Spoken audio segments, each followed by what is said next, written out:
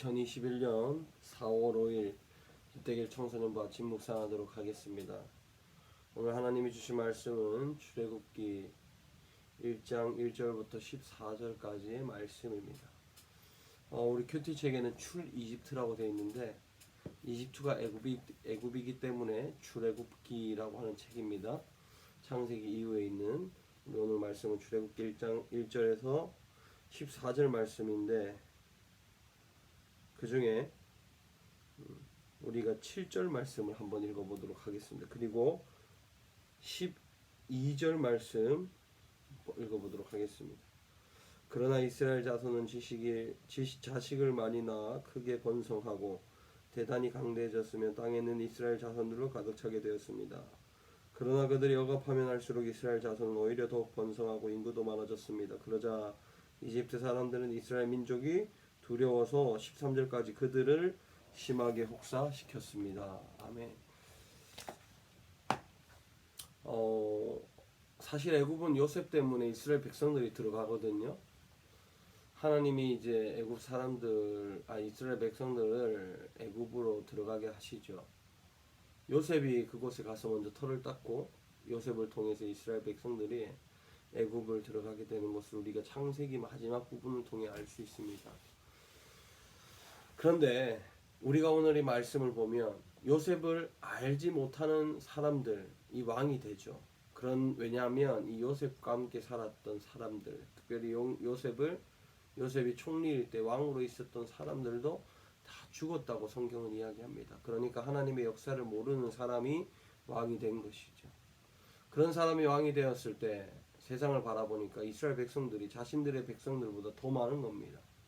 더 많아질 것 같고, 그래서 이 사람들 어떻게 하면 못 강해지게 할까, 더 많아지게 하지 않는 방법은 무엇일까 고민하다가 이들은 이제 노예 생활을 시작하는 것이죠. 이스라엘 백성들의 실제적인 노예 생활이 시작되는 것입니다.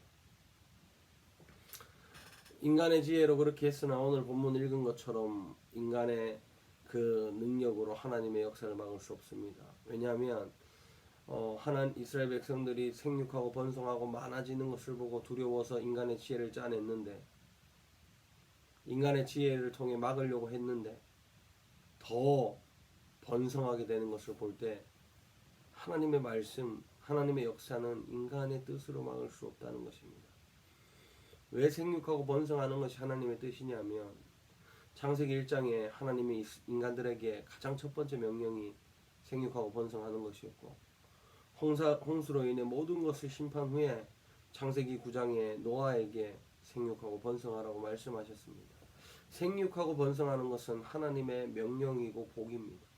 그렇기 때문에 우리가 인간의 지혜로 아무리 막으려고 해도 하나님의 복을, 명령을, 하나님의 사실의 역사를 막을 수 없는 것이죠. 우리가 살아가는 삶 속에서 나타나는 하나님의 역사는 인간의 힘으로 절대로 막을 수 없는 것입니다.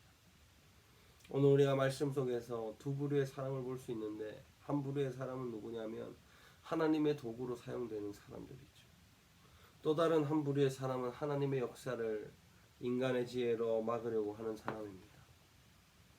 오늘 우리는 이 말씀을 통해서 한번 고민해 보십시다. 간절히 전도사님도 또 우리 친구도 고민해 보기를 원합니다. 과연 나는 하나님의 역사를 그르치고 하나님의 역사를 막으려고 인간의 지혜를 쓰는 사람인지, 아니면 하나님의 도구가 되기를 원하는 사람인지, 둘 중에 어디에 속해 있는지 한번 돌아보고 우리의 오늘 하루의 삶이 어떤 삶이 될 것인지도 한번 생각해 보시기를 바랍니다. 감사하면서 부활의 감사를 느끼면서 살아가는 우리가 무엇보다 하나님의 역사를 가로막는 것보다는 하나님의 말씀이 사용되는, 기적이 일어나는 도구가 되는 삶이 되기를 소망합니다.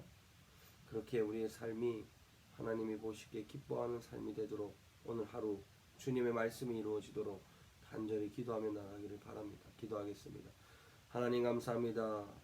하나님의 역사를 인간의 지혜로 막는 사람이 아니라 온전히 하나님의 말씀이 이루어지는 기적을 경험하는 우리가 되도록 역사해 주옵소서. 예수님 이름으로 기도드렸습니다. 아멘. 오늘 하루 주님 안에서 살아가면서 말씀이 이루어지는 그것을 경험하는 저와 여러분이 되기를 바랍니다.